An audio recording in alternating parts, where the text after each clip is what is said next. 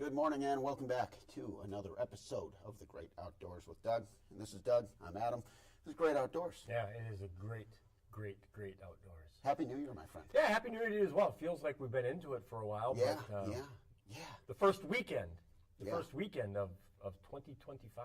Only 362 days to go. First Friday. 2026. Only, First Friday. Only 52 Fridays. I think somebody corrected me one time, said there's actually 53 Fridays in the year. I'll take it. Jeez. Yeah, I don't know. If somebody went through and wanted to count, good for them. More power to them. I'm just going to say it's Friday. Yeah, it is Friday. Mm-hmm. Yeah, and that's good. Yeah, man, we're talking about coyotes. We're talking about some hunting seasons wrapping up. We're talking about some ice. And, yeah, so let's get started. Okay. I sent you a picture or a video last week, some coyotes running around in some backyards in West Fargo.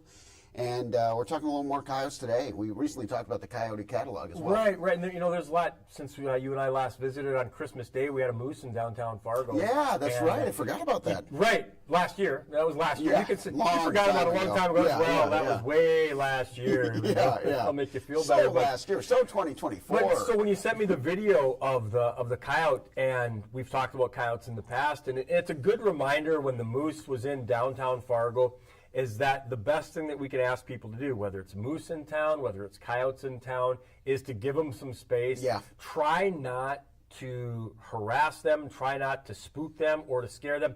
The best thing that happened to that moose is it was Christmas Day and it was actually kind of quiet. It was kind of slow in downtown Fargo.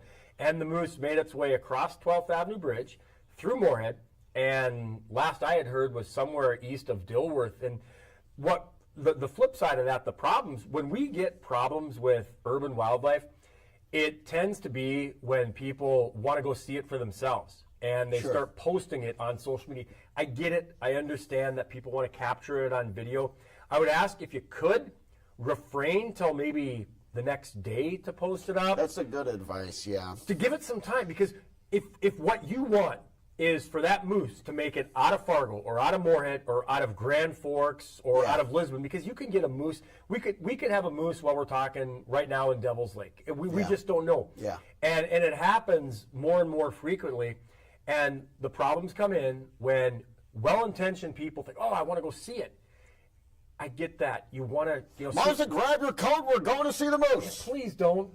Please don't. Give it some space. Just let it be. That doesn't even guarantee that there's not going to be a problem, because they get disoriented. They really, most of the time what happens is they wake up in town. Like they wander along the Red River, or they wander in from North Fargo up by NDSU, wherever they come from, in kind of like the dusk, like maybe late that night.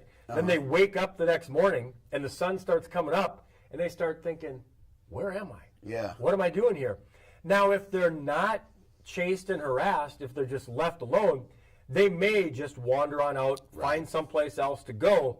But if people start, trying to get close to them, trying to get pictures of them, I heard some video footage of people saying that I got kind of close and then it started. I'm like, no, you don't want to get kind of close. You Dangerous don't trust for the me. moose, dangerous for the person. Yeah, so that one was a good ending for the moose and for the people, because I've seen situations where the moose can literally just destroy a fence. They can do a lot of damage. You're talking about 800, 1,000 pounds worth of of wild animal. Yeah. So they can do some damage, and that's it ended good. And I'm kind of alluding to it. It could be happening right now. We don't know about it, which basically just means that it could happen tomorrow. It could happen next week. Just because it happened last week doesn't mean it can't happen again very soon. And we just want to try to educate people just pump the brakes a little bit. You don't need to go see it for yourself. Yeah, it's kind of one of those things where it's all fun and games until somebody gets hurt. Yeah. And that could be you, could be the moose. Could be your fence, could be your garage. I've seen them bust through a huge chain link fence out of a baseball field. Yeah. I think the people who haven't seen a moose in person, the craziest thing is like just how huge they are. And how strong. Yeah. And you take something that size and you start moving it at 25 miles an hour, and it can do a lot of damage. And as you kind of alluded to, it could end up being a situation where there's not just damage to property, but loss of life involved as well, and we don't want that to happen. Yeah, that's a very good point. And, like, just let it get safe. Who cares if it goes viral, I know, but this world that we live in, it's all about the clicks. Yeah. I mean, we want people to watch us and to listen to us, but we don't want people to go out and say, hey, let's see what we can get video footage of a moose, post it up, and then the next thing you know, you have a swarm of 50 vehicles and 100 people, and that moose is getting chased, and the adrenaline is pumping, and it's literally out of its mind, and it doesn't care where it's going. It just wants to get out of that area as fast as it can. If y'all saw the moose, say yeah. Oh, You know what man. I'm talking about? I know Remember that what you're talking one? about. Yeah. Coyotes, man. It's funny. We've been talking about coyotes kind of a lot lately. I saw the one out by Medora. And then a little bit after that, we got I think that was like around Thanksgiving, I want to say. And then a few weeks later, we get that video sent into one of the people in our newsroom. I send that one over to you. We're just talking about them on the catalog, too. And so tell me about these wily coyotes. Are they wily? They are wily. Okay. They are, and there's some people that say that after the apocalypse, there's still going to be coyotes and crows around. Okay. I've never really watched it, but I believe there's like some kind of videos or series about like the dogs of Chernobyl, and I mean a coyote is a dog. The dogs of Chernobyl. Yeah, and basically what that means is these coyotes, as you referenced, they're wily. And they are extremely adaptable. We've had coyotes in the urban areas of Fargo for as long as I've been here, and there's coyotes in Minneapolis and in Chicago and just about every place else. So we do get urban coyotes. Number one, similar to the moose, just give them some space. Yeah. It seems to be easier with coyotes. For some reason, a smaller dog size, people stay away from. But a moose, they want to go get close to it. It doesn't. Yeah, maybe they think it's cuter. I don't know. But I mean, like, when I was, grew up in a little neighborhood that was kind of on the far west side of town. Mm-hmm. And we had somebody come in to talk to the different grade school classes about coyote safety. Right. Because, like, genuinely, I'm not sensationalizing here. I'm pretty sure one of our cats was eaten by a coyote. I mean, I'm not trying to advocate, but it doesn't surprise me. Yeah, I'm not trying to minimize it, but it's sad, but it's true. We had a cool cat named Alex, and it was like a indoor-outdoor cat hybrid. And Alex went missing. I believe it was like Thanksgiving Day or something, way back when. It must have been like 2004 or so. And we never saw Alex again. And Alex would always come home. And so it kind of made you think, Yeah. And so people would say, oh, I saw an orange cat. I'm like, probably just an orange cat because Alex got chomped up. Yeah. And that's what the wildlife experts came to the elementary school and said, like, hey, this isn't a dog. No. Don't give it baloney. Right. Don't like try to be friends with it. Yeah. It will eat your dog. Yeah. It will eat your cat. Yeah. And I think Jonathan D, who lived a few blocks away, I'm pretty sure his dog got lifted by a coyote too. And so it's like, we're talking about the moose, and it's a danger too. You know what I mean? But like, geez, for the you gotta really like be super protective with your animals with coyotes. No, you do. And again, when you're talking about Chicago and you're talking about Fargo, we have coyotes in urban areas, and part of the reason is, as you said, the food source. If people are feeding their dogs out the back patio, don't leave the dog food out there because that's going to draw the coyote in. Yeah. And they'll eat that food. Cover up your garbage cans. Not only does it keep coyotes, but it keeps raccoons and skunks and everything else. So we have urban coyotes. We're not the only place. They do provide a benefit. They eat rats. Okay. They eat rabbits that are eating your flower beds and gnawing on your bushes and your shrubs. Or pooping all over the yard, and then your dog's eating the rabbit poop. Right. So they serve a purpose, and there's a reason that they are in town. We don't want to draw them closer to your house. We're going to have coyotes in town. That's just the fact of the matter is we're going to have coyotes. Out in the country, as you see in the video, they provide some hunting opportunity. And there are hunters in the wintertime that just love to go coyote hunting. So it kind of transitions into the coyote catalog. We referenced this a little while back. The coyote catalog itself is a virtual catalog. And the whole purpose of the coyote catalog is to connect farmers and ranchers that may have sheep or livestock, calves, that, like you alluded to in town, that those coyotes eat the calves, eat the sheep, cause depredation issues, and the hunters that may be looking for a place to go. Now, this is not going to provide every hunter with a spot to go. This is not going to fix every problem that a landowner has, but it is something that Game and Fish, we've been doing this for probably 20 years or so, that we just say, hey, if there's something that we can do to try to draw in the hunters and the landowners and connect them together and provide a hunting or a trapping opportunity for the hunters, and also maybe reduce some of the problems that the landowners are having with coyotes. We have a coyote catalog, and it's available on the Game and Fish Department website. The landowners, you can sign up through the North Dakota Ag Department. The hunters, you can sign up through the North Dakota Game and Fish Department. And really, it's not a guarantee. We're not going to guarantee that you're going to find a spot, but you sign up, and what we will do then is try to match up electronically. We'll send an email to the hunter, we'll send an email to the landowner, and try to connect them. Okay. And it's just something to get the word out that it's available. And if you are a landowner that's been having problems in the past with coyotes, here's a way that you can get signed up for that. And if you're a hunter that, hey, you know what, you live in Fargo, and maybe you're thinking, I'll go to Rugby or Regent or Lemoore or someplace like that, and willing to go do some coyote hunting or some coyote trapping, it's just an opportunity that we can put forth for those people. Let's find this catalog. I'm gonna hand you the mouse here. Yeah, and you know what? It's you're catching me cold. The pressure's on. What I would do if I was you is I would Google North Dakota Game and Fish Coyote Catalog. Because I have it, Coyote Catalog. Can I spell? C-A-T-A-L. I can. Catalog. No, I think you put another A in there. Catalog. Catalog. Oh, there you go. See, Catalog. you got it. Right. Okay. Oh, here it Right is. there. Here it is. There you go. Bada bing, bada boom. All right. Yeah. I'm gonna press the other button so that the people watching here can check out the catalog. Okay. Here we go.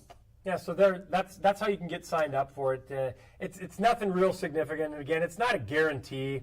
Not a guarantee for everybody, but we also have on the bottom some contact information through Game and Fish, and then also if you're a landowner through the Department of Ag to contact them if you want to get more information on that. But I appreciate having the opportunity, just trying to get the word out there to let them know that that this does exist for coyote hunters, and then also for farmers, ranchers, sheep, cattle problems that they have with coyotes as well. So I am kind of getting that they're actually a pretty important part of the ecosystem here, but you probably still don't want them in your backyard necessarily. What do you think's the best thing to do? And they are, and that's the thing. When people get frustrated in the summertime when they talk about the rabbits in their garden and in their flower beds, in the wintertime when they talk about the rabbits that are gnawing on the shrubs and the bushes and peeling the bark off there and kill them. That's the whole reason why the coyotes are here. They do some of the work that maybe we don't want to do ourselves, and quite frankly can't. So we have urban coyotes. Kind of going back to the beginning of that discussion is, I get a lot of phone calls. I've had a couple of them this week about, hey, there's some coyotes around here. I'm like, I know, we understand that, and we get that. And some of the questions are, well, could somebody from the police department come and shoot it? And that is, that's an option. If an animal is exhibiting aggression towards people, typically they're just looking for something to eat. Mm-hmm. They're not going to be attacking people, going after kids. Never say never. It can happen. Most of the time, coyotes are going to be more active early in the morning, late in the evening. When it gets really, really cold and they get really, really hungry, they may have no other choice than to be out there in the middle of the daytime. So if you see them, try to give them some space like everything else, but they're just doing what coyotes do. And if you would go through and say, okay, let's just try to eradicate the coyotes, it's similar to dandelions. You would basically have to eradicate every coyote, every year, everywhere. And similar to dandelions, they still come back. And there's a reason why there are coyotes in New York City and Chicago and Fargo and Minneapolis and everywhere in between. One of the other things from the animal behavior side of it that we try to explain to people is the coyotes that we have in Fargo or Moorhead or Grand Forks or wherever we're at right now, they are relatively acclimated to where they're at, to people and to activity. And the way nature works, if you remove it, they're here because there's food to eat. If you remove one, they're going to be filled in. That vacuum is going to be filled in by another coyote.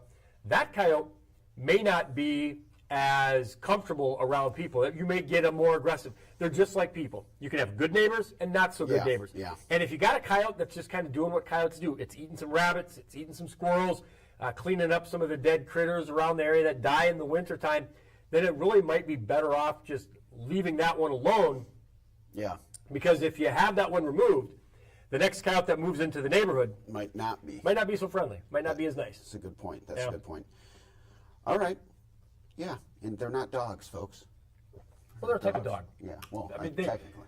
But yeah, it's not, hey, little buddy. No, it is not. Little buddy's going to bite your hand off. Yeah, and that's what we try to, remind people is about coyotes. Treat them like you would a stray dog. Don't go up to them. Don't go try to. I had a situation, I kid you not, this was years ago. A guy saw a coyote, and it was a really cold, nasty winter, and got some dog food. He thought it was a stray dog. Oh, gosh. Got some dog food, lured it into the back of his car with some dog food, and he's driving around with a coyote. Well, People do some strange stuff. yeah, that's. So let them be. Let them be. Let them be. If you are a homeowner and you've had coyotes around the area, bird feeders can also be a problem because bird feeders, that food gets on the ground. Yeah. And it that draws in so much stuff. It draws in coyotes. It draws in rabbits or squirrels that the coyotes might want to come and eat. Yeah. So if you are feeding birds, just realize that you're going to possibly be attracting other predators such as coyotes. Okay, good to know. Let's get into some hunting now because we got a few seasons kind of starting to come to an end. Final weekend of archery, deer, pheasant, grouse. It is. It's last. Our archery deer season closes on Sunday. Our grouse season, our partridge season, our pheasant season. And if you are a hunter, I know it's getting a little bit cold out there, a little colder than it was over Christmas. But there are some people that they want to go out there the final day of the season. And if you haven't, if you've missed it, if you haven't been thinking about it, the last, really kind of the last shot for deer hunters, for pheasant hunters, and for grouse hunters, for partridge hunters is coming up on Sunday. Okay. So it's an opportunity to get out there and just to say one last time, I went out there and went pheasant hunting before you close the book on the season. The other side of it is this time of year, there's not quite as much competition because it is cold and there is some snow out there. The birds are going to be a little bit sketchy. They're definitely wilder this time of year because they've been hunted essentially for 3-4 months now. So it's not necessarily an easy hunt, but for some people, it's just kind of like check the box. Hunted the final day of the season, and that'll be January 5th on Sunday. -11. Right. Good for you, man. Yep. Good for you. You'll be on your couch with your pup going, it's not that cold here. Yeah. It's nice. Yeah. Ziggy likes this. Yes, exactly. I'll be, I respect him. Yep. I respect him, but golly, it's a little cold out there this weekend for me. Some people, they'll drive out there just to say, I did it. They'll go out and they'll walk for like 15 minutes and go, man, this is really cold. They'll jump back in the truck and they'll say, okay. Yeah, I did. Close the door on the season. It's done. It's over with. How'd the season go? Actually pretty good. It's going to be interesting to see when our statistics come back to see what we do have. But our pheasant numbers were up, and that was a good thing as opposed to some of the frustrations people had with deer numbers. So I think our pheasant harvest should be increased from last year. We had a pretty good hatch through the year. So when the stats come out, it's I'm going to bet man to say that the numbers were up. The number of hunters hopefully strong as well. All right, very good. And then last thing we're talking about, we got to do it every week. The ice. Yeah. And you said colder for longer. I feel like because it wasn't. No, it wasn't. Kind of, but now it is cold, Yeah. my man. It is cold. Yeah, but just 3 days ago, we had people, a situation. I think it was on Big Stone Lake down in Minnesota where there was an ice house that had gone through. So that just shows that how much things can change, and it wasn't that good over Christmas and over New Year's. No, it wasn't. And now we're getting cold again. One of the problems that you might find is some of those places that had opened up. I think it was out in front of Detroit Lakes over last weekend. There was a vehicle that had gone in. So that ice breaks up, that ice freezes up. It's not going to be of the strength of that early ice, but it's kind of still scabbing, repairing yeah. itself. But when we're talking about going, 10, 15 below zero for an air temperature around here, that's exactly what the ice anglers want. So it should be better going into the weekend. It should continue to have some pretty good ice conditions. So definitely something to keep your eye on. But again, don't let the calendar or the temperature tell you that the ice conditions are good. Make sure that you are checking yourself, and don't just assume that because somebody else is out there that it's all good to go, because things can vary from day to day, from spot to spot on any particular body of water. So no matter what, it's kind of a matter of, you can hear what people are saying or watch what other people are saying, but it's kind of up to you to do your due diligence and check the thickness of the ice, check the Yeah, it really is. I mean, it's up to you individually, and if you're somebody that feels pretty cautious, then by all means go with your gut and check the ice conditions, and don't just rely on, well, it's been cold and the calendar says January, let's go. We're going. Yeah. Because like you said, I mean, when I was out west for Christmas, driving back, and I was actually kind of surprised to see some people out by Bismarck. Yeah. You know, like out on some of those lakes off the highway there, because it just didn't seem that cold. But there were like a lot of people out. Well, but then at the same point, you know, where you're at, south of Dickinson, there were people golfing on Christmas Eve. Yeah. You know, so if that doesn't, you can drive across North Dakota and find a truck on the ice in one spot and find somebody else golfing in another. So it's a really, really good example of how variable the weather and the ice conditions can be all across the state. But we should be going into January with some better ice fishing conditions, and that's going to put a smile on a lot of people's faces, because our fish populations, maybe we'll talk about this in coming weeks, our fish populations are very strong. So, you know, once you get out there, that doesn't mean that they're going to bite, but there's fish out there, and that's a good reason to get out there. Absolutely. All right, well, we'll continue to monitor that, and I'm looking forward to whenever they do come out. Do you know when you will get those numbers back as far as how the hunting seasons went? So here's one of the things, so we close up our archery deer season on Sunday. We don't start doing our surveys till the season's closed. Okay. Because there's so many things that come up into it. So we do our surveys after the season is closed. So we'll start, you know, surveying here over the next couple of weeks, wait for some time. We do electronic surveys, and we also, you know, do the old-fashioned through the mail, paper surveys, because you still find, as you probably can admit to yourself, when something comes in the mail, you're more apt to open it. Car registration, insurance, better take care of this. Emails, electronic, sometimes they're a little bit easier for people just to go, oh, I'll get to that later, then they forget about it. So it's going to be a little while before we get our stats back. Okay, very good. Anything else you want to get into before we let you hit the old dusty trail? Yeah, as always, we want to encourage people to get outdoors, to stay safe, obey the rules, and enjoy the great outdoors. Sounds like some great advice. Everyone have a great Happy New Year from me and Doug here. And have a great day. Have a happy week. Have a happy month. Have a happy series of months. Have a happy season. It's Friday. Have a happy 2025. Start with a happy Friday. There you go. Yeah, we'll see you next time. Thank you for watching.